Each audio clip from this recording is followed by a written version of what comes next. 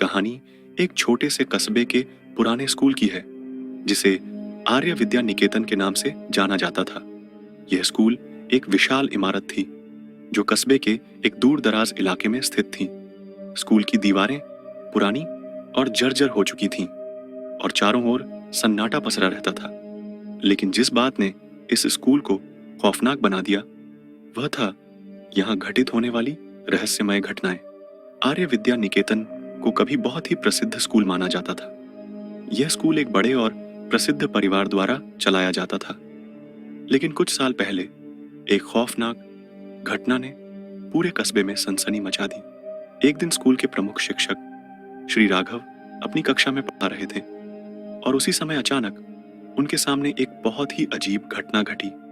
कहते हैं कि श्री राघव की कक्षा में एक दिन एक बच्चा बैठा था, जो किसी और समय में स्कूल में नहीं देखा गया था। वह बच्चा बहुत ही शांत और संकोची था, और उसने कभी किसी से बात नहीं की। श्री राघव ने उसे कई बार पूछा कि वह कहां से आया है, लेकिन उस बच्चे ने कोई जवाब नहीं दिया। फिर अचानक वह बच्चा बिना किसी कारण के गायब हो गया। श्री राघव ने जब उसकी खोज शुरू की, तो उन्हें पाया कि वह बच्चा कहीं भी नहीं था।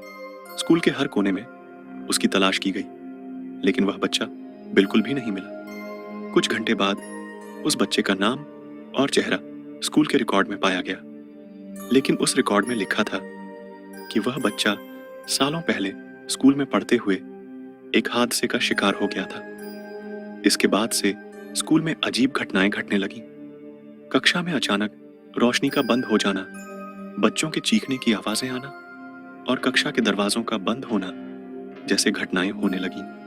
एक दिन एक छात्र ने देखा कि स्कूल के पुराने बगीचे में एक महिला सफेद साड़ी पहने खड़ी थी, जो उसे घूर रही थी। जब छात्र ने पास जाकर देखा, तो वह महिला गायब हो गई। आगे चलकर अन्य छात्रों ने भी महसूस किया कि स्कूल में कुछ अजीब था। विशेष रूप से पुराने कक्षाओं में छात्रों को कभी-कभी गहरी नींद में बुरे सपने आते थे। वे कहते थे कि उन्हें वहां एक महिला की भूतिया छाया दिखाई देती थी, जो रात के समय स्कूल की गलियों में घूमती थी। कौन थी वह महिला? कहा जाता है कि वह महिला स्कूल के पुराने मालिक की पत्नी थी, जो एक दुखद घटना का शिकार हो गई थी। उसकी मृत्यु एक ट्रेन दुर्घटना में हुई थी, जब वह अपने बच्चे को स्कूल से लेने जा रही थी। उस हादसे में उसकी मौत हो गई, लेकिन उसके बाद से उसकी आत्मा का वास स्कूल में हो गया।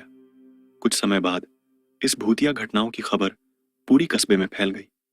एक दिन कुछ छात्रों ने स्कूल के हेडमास्टर से स्कूल में होने वाली घटनाओं के बारे में शिकायत की। हेडमास्टर ने यह सोचते हुए कि यह सिर्फ भ्रम हो सकता है, लेकिन घटनाएं और भी भयानक होती गईं। एक दिन जब कोई शिक्षक स्कूल में अकेला था, उसे एक आवाज सुनाई दी, मुझे यहां अकेला मत छोड़ो। डर के मारे वह शिक्षक स्कूल छोड़कर चला गया। उसके बाद स्कूल को पूरी तरह से बंद कर दिया गया।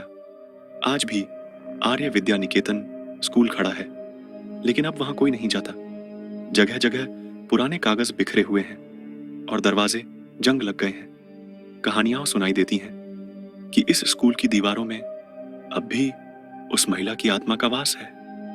कभी कभी रात के समय आसपास के लोग कहते हैं कि स्कूल के अंदर से बच्चों की हंसी और कुछ अजीब आवाजें सुनाई देती हैं।